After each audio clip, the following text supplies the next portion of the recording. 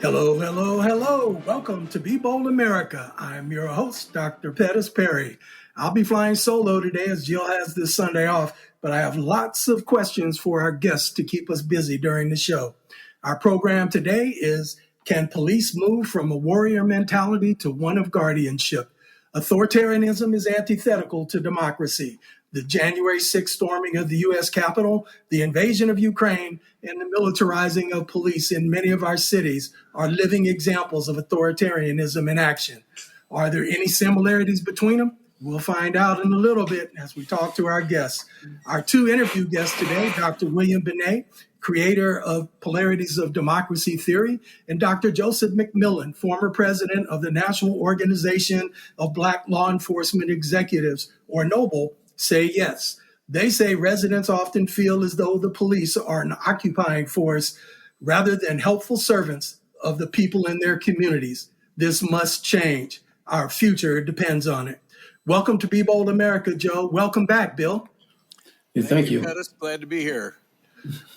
Our Be Bold guests today are two leaders in the field. Dr. Joseph McMillan has a doctorate in criminal justice. He is an Institute of Polarities of Democracy Fellow, a member of the International Association of Chiefs of Police, the Police Executive Research Foundation, and the American Society of Criminology. And he's a past president of the National Organization of Black Law Enforcement Executives. Dr. Bill Benet is an activist, educator, and researcher who developed the Polarities of Democracy Theory. He has over 50 years in politics and social justice activism. He served 28 years in the Monroe County Legislature in Rochester, New York, including 5 years as its majority leader. They both are here today to discuss how policing can be reimagined to shift police cultures from warrior mentality towards guardianship mindsets. We have big things to do. Hey, Bill, why don't we start with you? Would you share a little bit about how you came up with the history of polarities and why you think they're important? And tell us, what they are and why you think it's important for communities to understand and use them. Thank you, Pettis.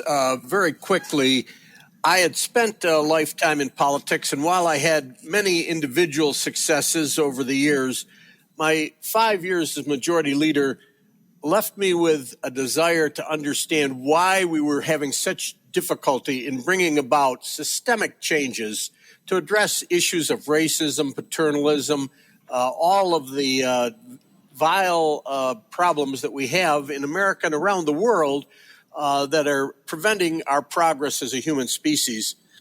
I became convinced through my research that democracy should be a solution to the problem of oppression. It should be the path to human emancipation and healthy, sustainable, and just communities. But we've never really attained the promise of democracy, either here in America or around the world. And my research helps us to understand why. First, there are 10 essential values for democracy. And I'll get to those values in just a minute. But those values, those 10, none of them are sufficient by themselves. And unfortunately, we've been raised mostly to understand either or solutions to problems. Barry Johnson's polarity thinking allows us to understand that sometimes there are problems that don't get solved because they go on forever, because a dilemma exists, a polarity exists. And when a polarity exists, both poles of that polarity have positive aspects and negative aspects. And we have to leverage that polarity in order to maximize the positives and minimize the negatives. Now, in my theory, because there are 5 polarities and they're all interrelated, it gets a little more complex.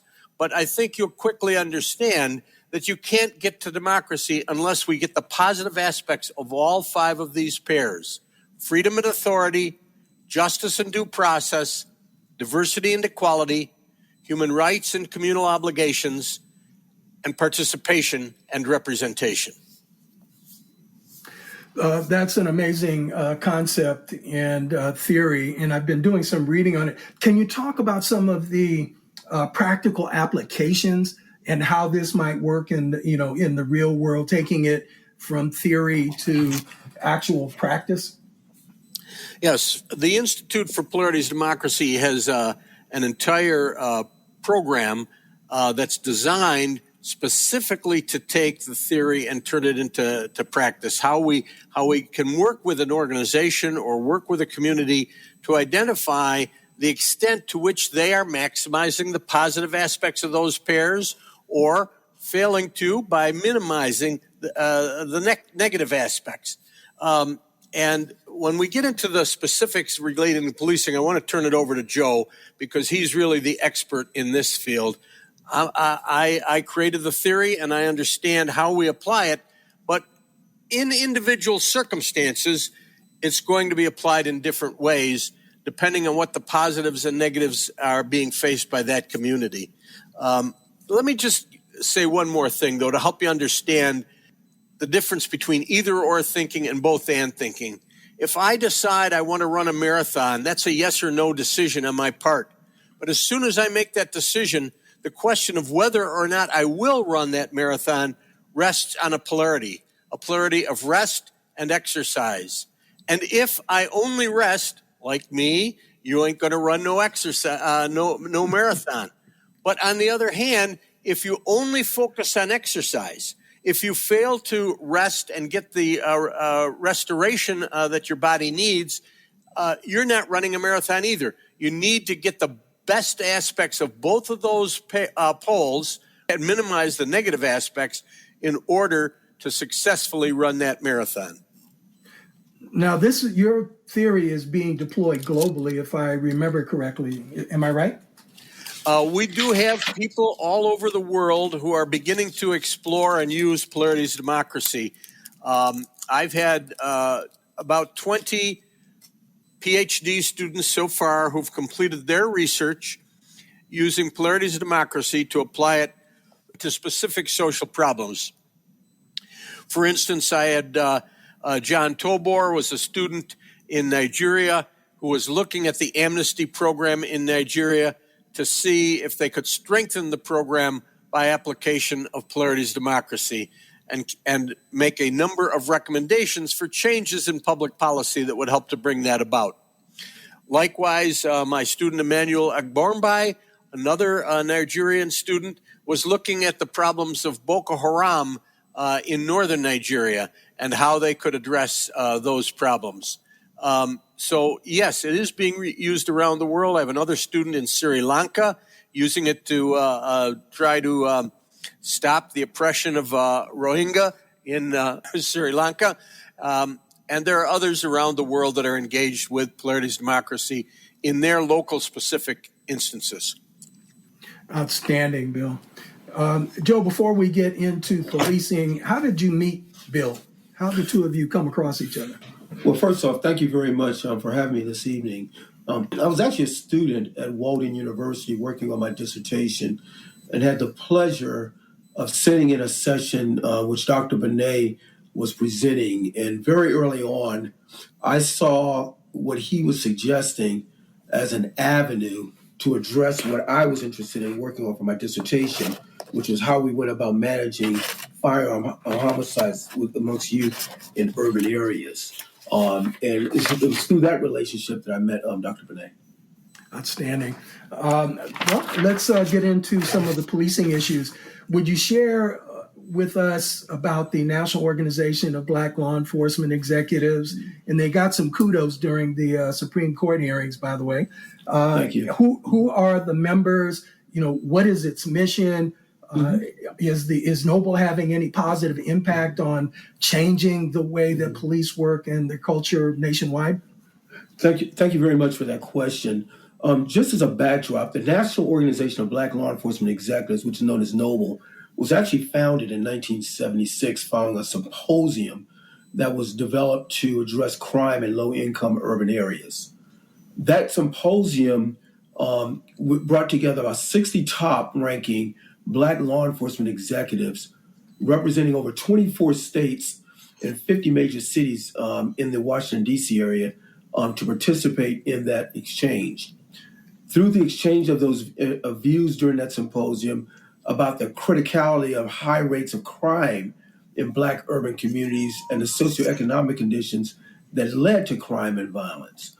They raised questions about relevant issues during that symposium, such as the fairness in the administration of justice, police community relations, as well as the hiring and promotion of Black police officers and the unique problems of the Black police executive. So that was the formulation of Noble. And Noble today is known, what we like to say, is the conscience of law enforcement. Noble is an organization that brings together representatives from municipalities, states, and federal law enforcement to address those various issues that are confronting our communities across the United States, as well as in some international locations like the Caribbean and the United Kingdom as well. Outstanding. What are the percentages today of Black and other persons of color as chiefs of police and senior law enforcement officers? And again, unfortunately, I don't have that statistic, directly in front of me. But I think what you can look at, what I would say, the major cities across the United States, there's been an ebb and a flow where you've had cities with significant minority representation. And then as time has gone on, some of that has dwindled. And recently, in some of our major cities, you saw a significant amount of minority law enforcement executives leading those departments. But unfortunately, I don't have that specific number in front of me right now, so I wouldn't want to give you a quote a number at this point. I appreciate that, and that's quite all right. I want to get one more question in, at least before the break. What's meant when people talk about community policing, and why is that important? The importance of community policing is, as issues occur in the United States, they cannot be addressed and or tackled singularly by, say, a police department. The community has to be a partner with the police department in those areas to bring about change in those communities. For far often, too many times, organizations or entities might think that they've got the solution to all the problems that are existing within a particular, and carving out those community members, those activists and others who are living those lived experiences in those communities. So to the extent you can embrace and bring the community in for dialogue, bring the community in for the formulation of policies and procedures on how you're going to police in those communities, that's when you see the value of what's known as community policing. Outstanding. Jill was actually a manager in the city of San Jose when community policing began to emerge as a way of being. And the city actually won an award for being one of the safest cities in America. And it was attributed to the fact that they were actually using this idea of community policing. So when we get back, we've got to take a break now, but when we get back, I have some more questions for you. So stand by. You're listening to Be Bold America on KSQD 90.7 FM. Many voices, one station. Listen globally online from the ksqd.org website. We're speaking with Dr. Joseph McMillan, past president for the National Organization of Black Law Enforcement Executives and a fellow with the Institute of Polarities of Democracy, and Dr. William Benet, who developed the Polarities of Democracy theory and who has over 50 years experience in politics and social activism. I'm your host, Dr. Pettis Perry. Hello, K-Squid listeners. I'm Tom Hartman, and each weekday at 4 p.m., I bring you a different perspective on the news than you're likely to hear on most media outlets. Please join me on KSQD Santa Cruz, your ink spot on the dial for the Tom Hartman program, heard now for the first time ever in the Monterey Bay area at 90.7 FM, weekdays at 4 p.m. That's Progressive Talking Conversation with me, Tom Hartman, weekdays at 4 p.m. on KSQD 90.7 FM. Tag, you're it. Back to you, Pettis. Today, our topic is, can police move from a warrior mentality to a guardianship mindset? We're speaking with Dr. Joseph McMillan, past president for the National Organization of Black Law Enforcement Executives, and Dr. William Benet, who developed the Polarities of Democracy theory. You can learn more at instituteforpolaritiesofdemocracy.org. Getting back to our conversation, Joe, have you noticed a difference in communities where minorities, blacks, and other minorities are now in chief of police positions than, let's say, in communities where that doesn't exist? Are the incidents of shootings going down? What are the dynamics that you're seeing? Again, I don't think you can necessarily bifurcate it currently by any particular ethnic group that's leading a department. I think you're seeing a resurgence of violence in the United States, whether it's in communities that are being led by those that are minority or not. But it's the strategies that are employed in those different cities that you're trying to get your arms around. So again, when you're looking at what's occurring in the country, what Noble is trying to say is there's a variety of strategies that need to be employed. And clearly, African American and minority executives have a voice in those communities and it should be considered as a part of the implementation and development of those strategies to lead those departments. So there have been some successes, but there's still a whole lot of work to be done because of the sheer issues themselves for which we're confronted with. These are complex issues. A lot of times people have looked at crime prevention and strategies, again, singularly, that it's only the police chief or only the police department is going to identify the solution. I think over time we've identified that that's not a recipe for success. And when you're integrating concepts like polarities of democracy into that conversation, I think you'll see continued engagement and involvement positively for reducing crimes in those communities as we're having those types of conversations.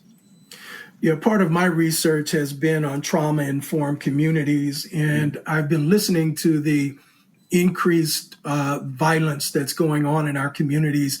And just from my own perspective, I've been wondering how much of that is attributed to the mental stress that people are facing in light of COVID.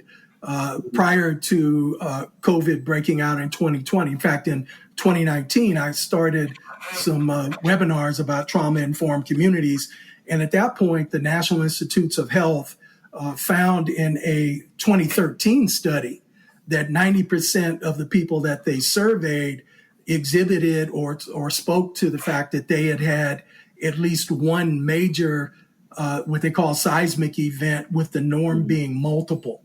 So I'm wondering how much trauma plays into this, and are there things that Noble and other police departments are doing to train their officers around the mental stresses, not only for the communities, but for themselves? Because I think it's, at least what I'm hearing out in the public, there seems to be, I don't want to say a disconnect, but there seems like there may be some opportunities to bring mental health workers into this dynamic with police service. What are your thoughts? Yeah, I think you've actually hit the nail on the head. And I just want to give for clarification and disclosure purposes, I'm not representing Noble this evening. I'm not speaking specifically on behalf of the organization, being a past president, but I'm giving you my perspective as it relates to these issues. So when we're talking about reforming or reimagining policing in America, one of the things, as you just touched on, we're seeing the value is integrating mental health professionals and others into the dynamic of that call for service, possibly. So you're starting to see departments across the country utilizing that approach to addressing a myriad of complex, as I said earlier, myriad of complex issues. So if there's value of having someone with from a social worker or a mental health perspective as a part of that response effort, then you can possibly take that situation maybe from one that might end up being a fatality to one where someone is coached down off of that person, that ledge that they might be sitting on at that time when the officers arrive at that scene. So, as a euphemism, so there is value in using mental health, using different strategies. And that's what our entire initiative through the Institute was to say there's certain values here that you need to look more holistically. And in our engagement with Noble as a part of this project was what were those different things under 21st century policing, like some of the things you just suggested a minute ago, Pettis, that should be embraced into the implementation strategies themselves. Outstanding. Just out of curiosity, what's Noble's position on no-knock warrants and stop and frisk and those kinds of policies? And again, I think from the public statements that are out there, it's up to that local community as to whether or not they're going to support or not support a particular strategy. So as an organization, the organization would feel that there's a time and place for certain techniques to be used and a time and place for certain techniques not to be used. The driver for that has to be that local community. It can't come necessarily from an organization. Now, Noble does have positions, has taken stated positions on things like ensuring that officers cannot traverse from one department to another and not, especially if there were issues at the former departments, and not have some sort of a registry identifying those bad actors, or no-knock warrants and things of that nature. Again, that's left to that local community to make a decision as to what's best for their community.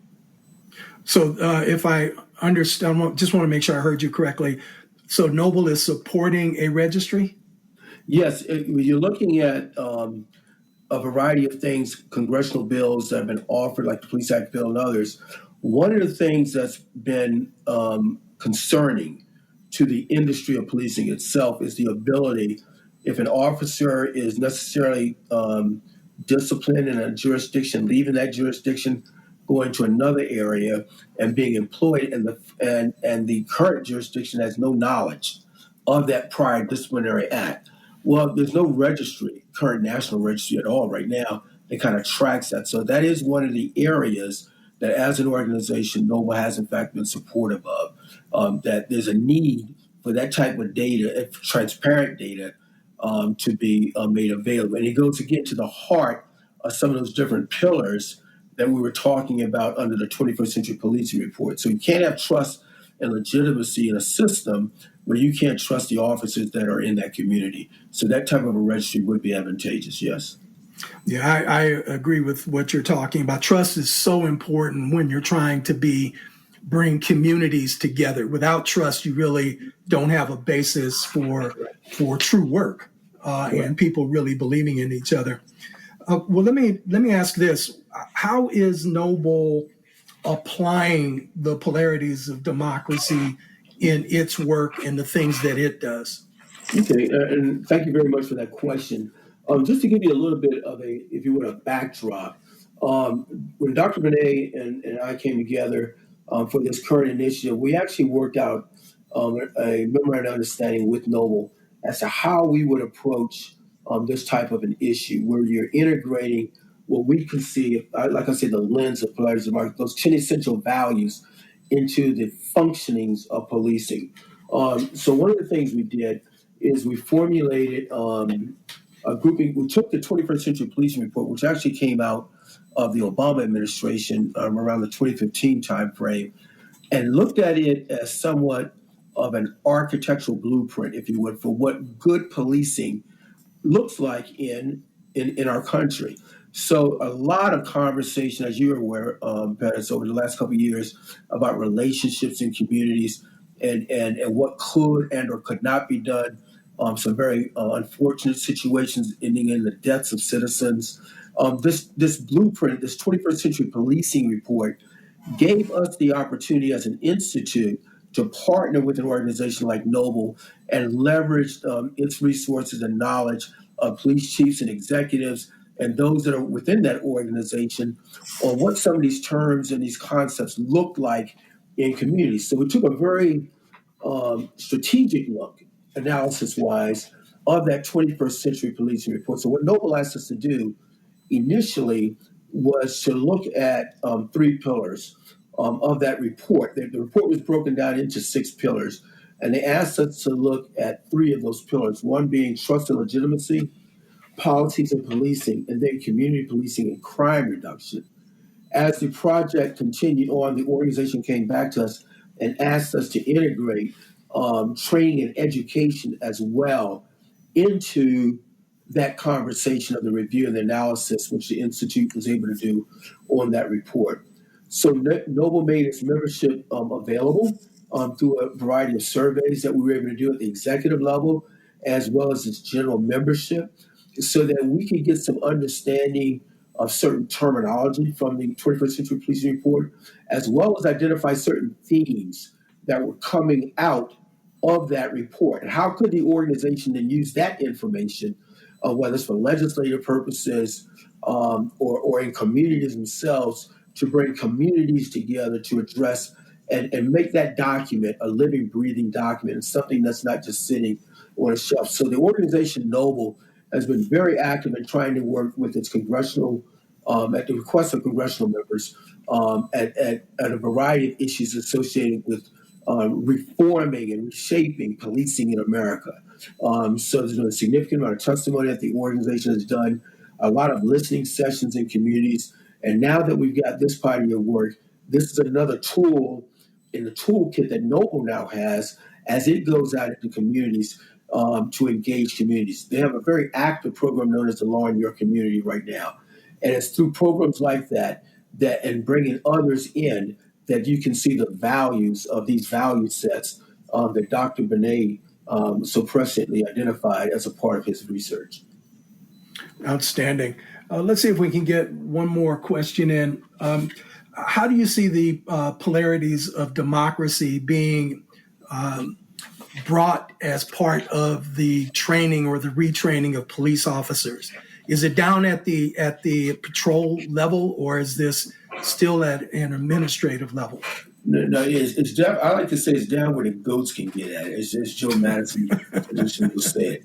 You've got to get these concepts down to those individuals that are having day-to-day contacts in communities. So whether it is at the academy level or whether it's at the field training officer level, whether at that squad level, it's got to be that low, because until you can change the dynamic and people and understanding of these values, they have to be a part of the conversation, so that as you're conducting enforcement activities, it's that you're not over-enforcing in areas and doing things that you really should not be doing.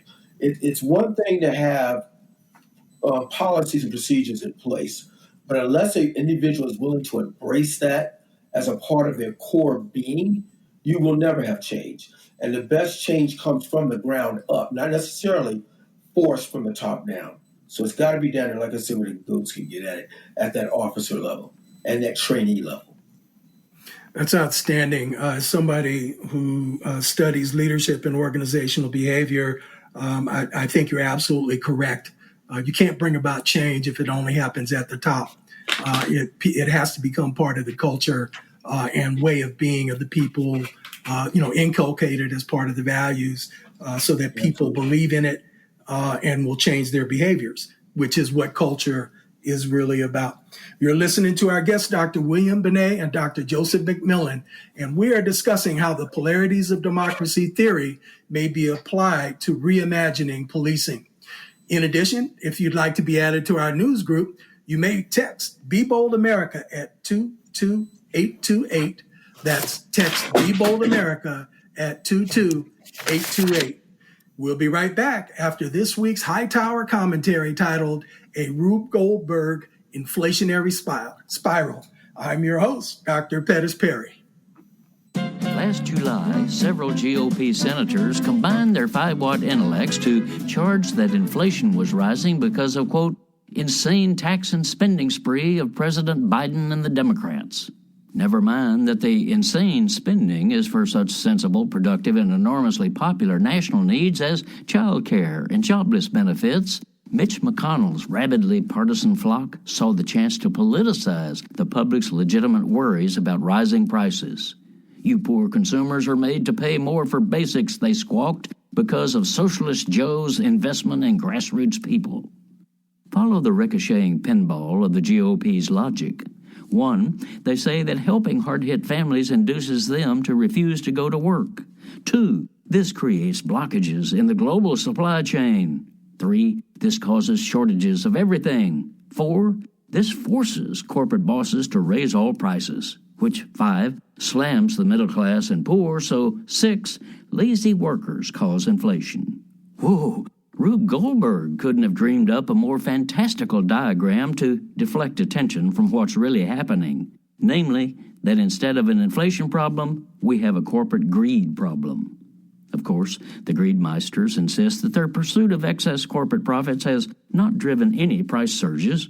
In our economy of free market competition, they snap, prices are established by the law of supply and demand. It's the magic of the marketplace, they explain. But magicians don't do magic, they perform illusions. And the illusion of free market competition implodes when it hits the reality that our economy doesn't remotely resemble a competitive marketplace. This is Jim Hightower saying, for some 40 years, corporate-directed government policies have been transforming America into a monopoly nation, letting the few gouge the many. That's where inflation comes from. The Hightower Radio Lowdown is made possible by you lowdowners who subscribe to our monthly newsletter, The Hightower Lowdown. You know who you are. Thank you. And now back to Be Bold America. If you're just joining us, I'm your host, Dr. Pettis Perry. You're listening to Be Bold America on KSQD 90.7 FM. Many voices, one station. Listen globally online from the ksqd.org website.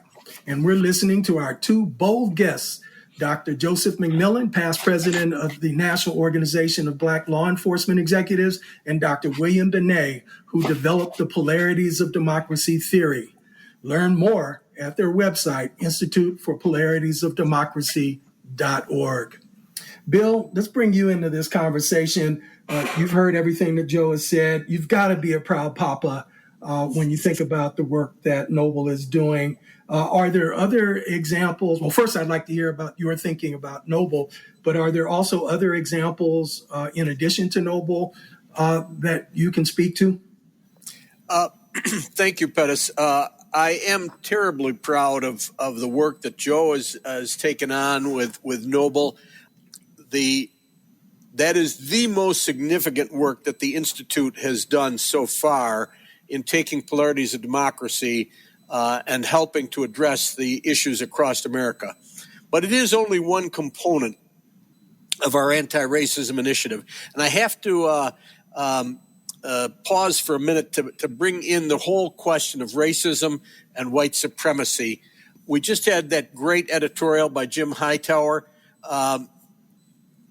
Much of the direction that he has pointed out has been brought about over the last 40 years by people with power and privilege using racism and white supremacy as a tool to convince the majority or at least a significant portion of the electorate that the problems are caused by spending. And Lyndon Johnson once said, if you can convince the lowest white man he's better than the best colored man, he won't notice you're picking his pocket. Hell, give him somebody to look down on and he'll empty his pockets for you. Well, that is a major factor in how they have convinced people, including police officers as well as others, that really it's the social problems of the 60s that are the cause of all of the trouble that we have in America. When it is really corporate policies that have continued to cut taxes for the most wealthy and the corporations, while cutting social programs that have led us to where we are. And so we need to address racism not just through reforming policing.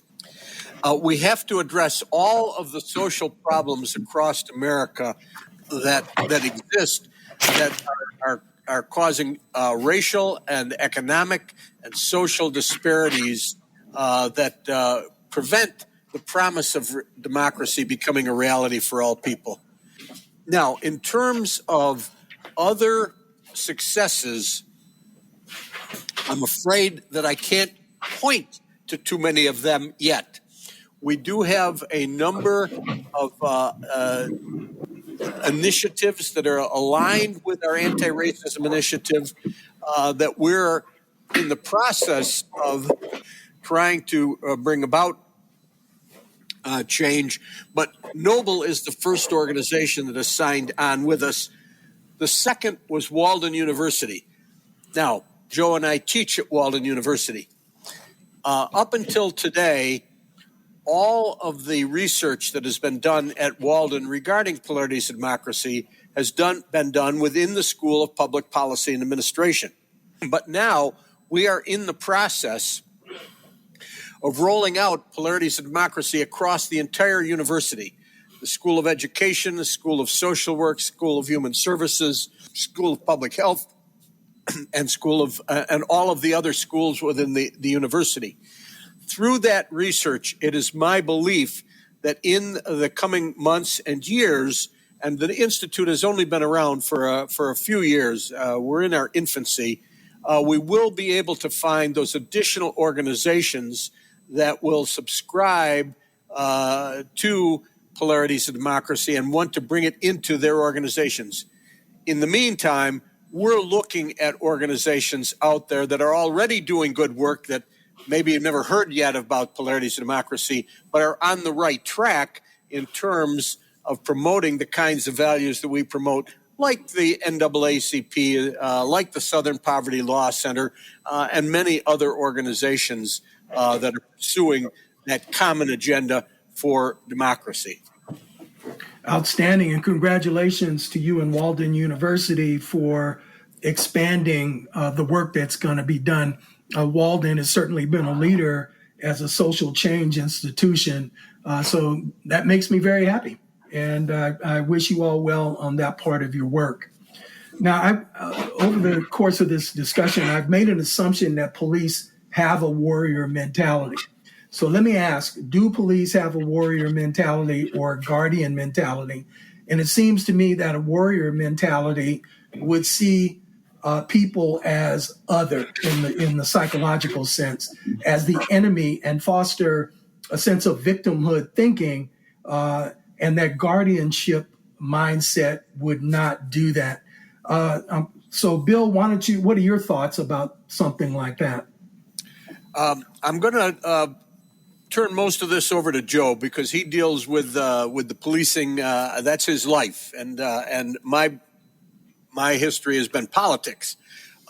But while in this transformation from a warrior to guardian mentality, and I think that far too often, particularly because of the militarization of policing in America, yes, that is the mindset that drives. And yet we don't want to lose the sense of protection that is part of that warrior mentality.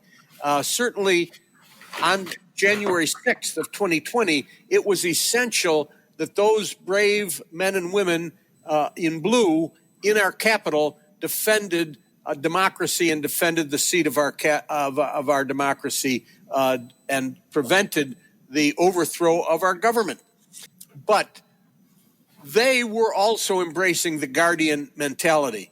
And too often, embracing the warrior mentality means rejecting the guardian mentality. And you really need the positive aspects of both in order to ensure that we are having policing fulfill the protect and serve nature of their mission. Let me turn it back to Joe with that statement. And again, I appreciate that question, Pettis, and Dr. Benet's response as well to it. Unfortunately, labels are used across this country for a variety of things. And the label of warrior, the label of guardian is out there. And clearly in communities, some departments have taken on almost of an occupying force approach. And in other communities, it's not that. As an organization, as an industry, I think it's important that this industry of policing, the industry of criminal justice in the United States has to be looked more as that of a guardian. Now, as Dr. Benet just said a minute ago, you want a sense of protection as well in those communities. Like we're saying, violence is increasing. Communities need to feel safe. But when you're over-policing possibly in an area, that's not commensurate with the demographics of that area, you have to ask your question, why is that happening? Is it happening because certain value sets are not there by the individuals involved in that over policing? And that's where this type of a conversation, that's where these type of strategies that the Institute is suggesting is so vital and important. Because even within the 21st Century Policing Report, that theme, that label, that idea of moving from a warrior to a guardian was prescient throughout that document. And the need to make that shift, the need to change the culture, if you would, of policing, so that communities are not I think many of us can look back in some of our areas and growing up, there were certain officers on the street you knew. And I grew up in Philadelphia. There were certain officers on the street you wanted to stay as far away from as possible growing up. And there were others that were more embracing, that were more protective of us as young kids in those communities. And so to the extent we can get communities having to, as a part of reimagining public safety or reimagining policing in their communities, of that of a guardian by implementing some of the strategies, Pettis, that you spoke to earlier, like with mental health issues, that helps from a guardian set. That helps drive that kind of a concept for people to understand it. It seems to me that the idea of warrior or guardian, I agree that it has two roles in policing, or that policing does encompass both of those roles, but it's really a mental construct that people have to work with. And if there are other things that are going along, Bill spoke about the anti-racism aspects of this. I know in the community where I live, if I'm in the city, there is one type of policing that goes on. If I'm in the county, there's another type of policing that goes on. And it has a lot to do, it's stemming from what I'm hearing from police chiefs, but also one area is more liberal, quote unquote, than another area. So we're really talking about reshaping thinking of people. And that's the kind of work that I do as well in my diversity work. It's how do we get people to make that shift and to accept their neighbor as a decent human being. Correct. And moving away from what Bill was talking about in terms of, if you can create in somebody's mind that someone else is a threat, then they're going to respond and behave as though that person is a threat. And I think that from my perspective, that's a lot of what I see. Do either of you want to comment on that before we go to break? Just very quickly, I mean, to your point, when you think about policing in America, we suggest that it's a protect and serve mentality, is that should be involved.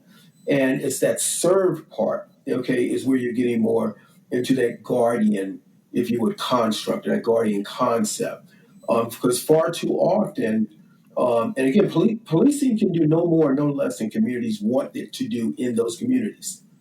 The citizens drive, to a large degree, the actions that a police department will take, or the type of police department that community wants.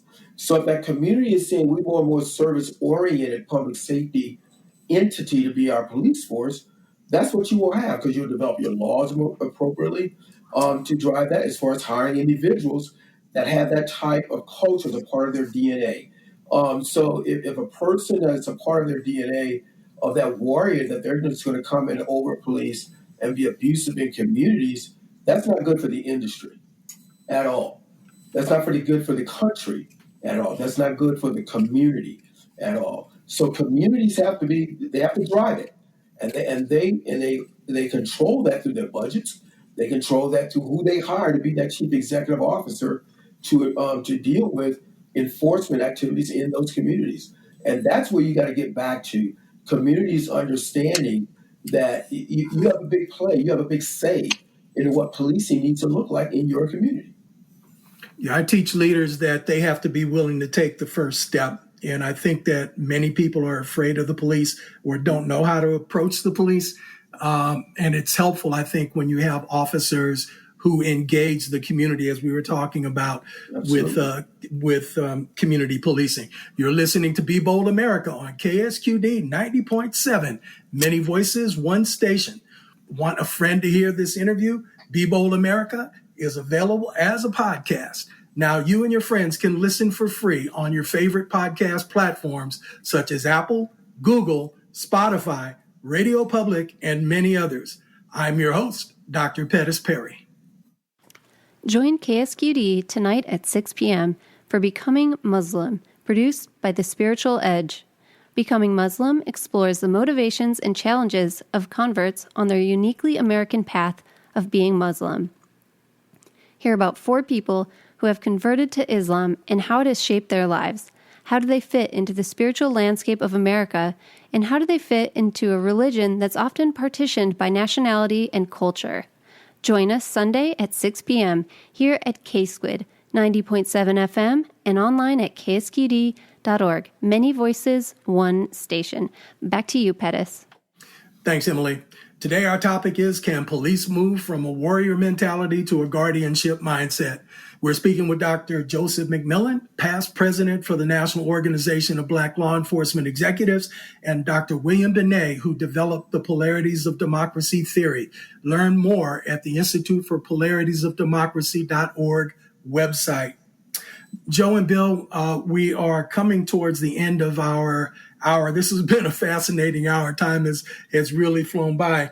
I want to ask one question, and if I could get, I wanted to spend more time on it, but if I could get a brief answer. We've been looking at what's happening in Ukraine with Russia and authoritarianism in the United States and globally.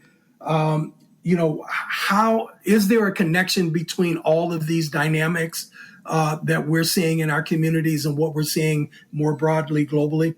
I don't know which of you would like to tackle that. I'll jump in.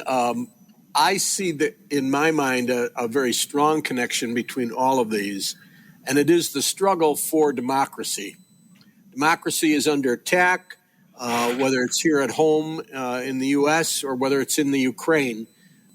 And it's different actors in different places, but always driven by values that are in conflict with the polarities of democracy, the freedom and justice, diversity and equality, just human rights and communal obligations, participation and representation. We need to understand how these 10 values work together. We need to look at them and analyze them and put them to work for all people. Here in America, on 40 years, we've been on a path towards more and more benefits for the rich and the powerful and less for the average citizen. We need to look at that and get back to that. And understand that forces of around the world and here at home who want to impose their will on others can be aligned in authoritarian purposes. And so definitely in my mind, while it might be different actors, the battle and the struggle is exactly the same wherever we're at. Thanks for that. Well, we're down to about 5 or 6 minutes, and we always like to ask our guests to talk about what people should be doing, stop doing, and start doing. So, Joe, do you want to tackle that first? Sure. One of the things that communities and people should be doing is holding the industry of policing and the criminal justice community accountable. And that's done, again, at that grassroots level. Communities have a responsibility, and people have a responsibility to deserve and expect fair and equitable policing and enforcement of laws in their communities. And the way that happens is by holding the industry itself accountable. One of the things, again, that and you're going to hear this theme again from me, stopping We need to stop by not holding these communities accountable.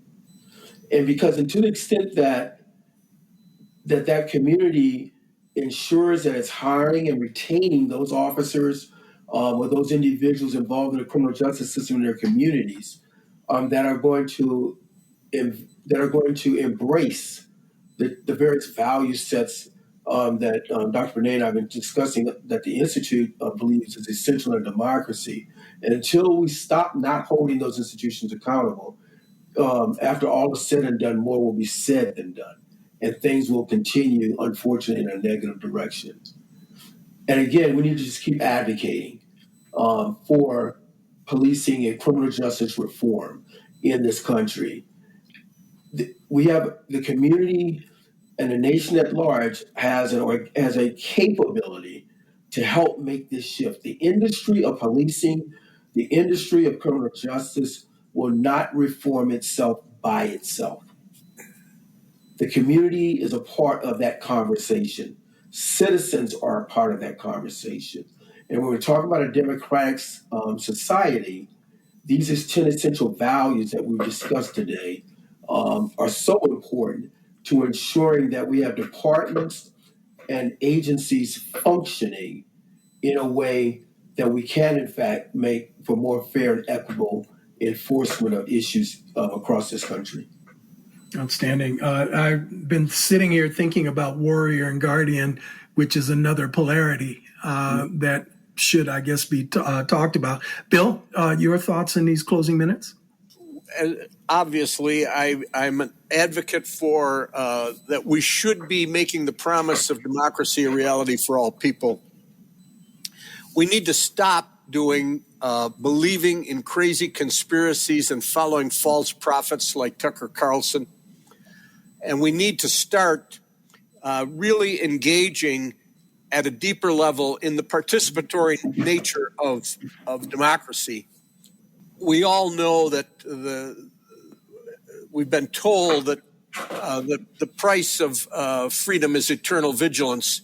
And unless people are willing to become more engaged in really looking deeply at the real forces that are crafting conditions of inequality in America and understanding what we need to do collectively to regain the power of our democracy, that is the challenge before us.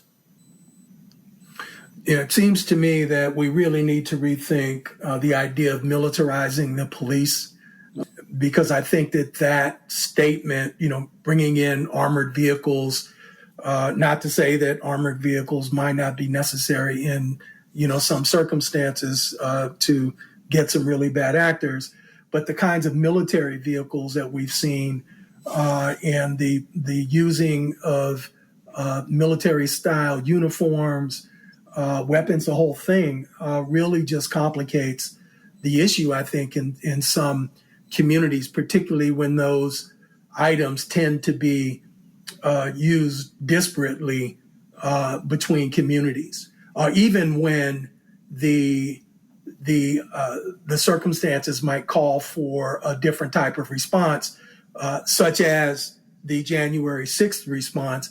I was listening to he was the former Metropolitan, I guess it was the DC Metropolitan Police Chief, who said if the people storming the Capitol had been black and brown, they would have never made it up the stairs.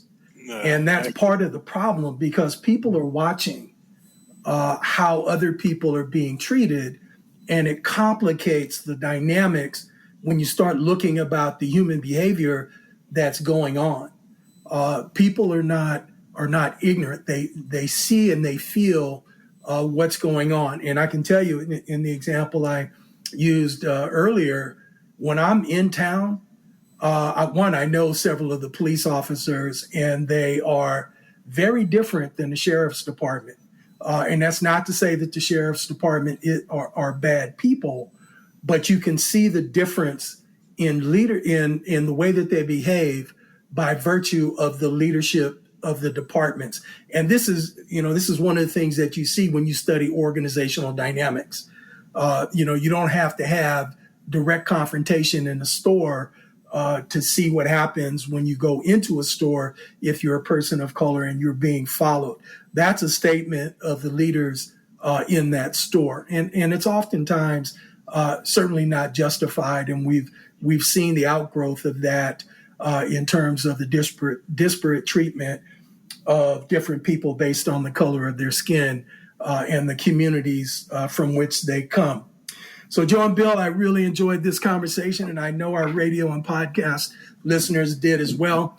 Thank you both for being our bold and impressive guests today. We appreciate you and all that you do. Thank you. Remember to visit their website, instituteforpolaritiesofdemocracy.org. What's up next? Our Be Bold American show will be on Sunday, April 10th at 5 p.m. to hear Jen Senko discuss her documentary and her new book, The Brainwashing of My Dad, How the Rise of the Right-Wing Media Changed the Father and Divided Our Nation, and How We Can Fight Back. Jen's father, Frank, always knew how to have a good time, but after a job change, Frank was forced to be in his car for long periods of time, and Jen noticed his lifelong personality and beliefs changed. Long hours on the road, listening to right-wing radio commentators sucked her father into a suspicious-laden worldview dominated by conspiracy theories, fake news, and rants about the coastal elites, and you guessed it, libtards trying to destroy America. Jen wanted to know what happened to her dad. Join us on Sunday, April 10th at 5 p.m. to find out what happened to him and how she and her mother got him back to the happy person he was before. Remember, Be Bold America is available as a podcast. Now you may listen to the show anytime for free wherever you get your podcasts. And I want to give a special thanks to Be Bold America's program engineer, Emily Donham, and to our program director, Howard Feldstein, and again to our bold guests, Dr. William Benet and Dr. Joseph McMillan. Thank you both. You're listening to KSQD, Santa Cruz, many voices, one station. Listen worldwide online at ksqd.org. Stay tuned for Becoming Muslim, produced by The Spiritual Edge. My name is Dr. Pettis Perry. Looking forward to having Jill back next time. Thank you for listening to Be Bold America. Until next time, keep, stop, start.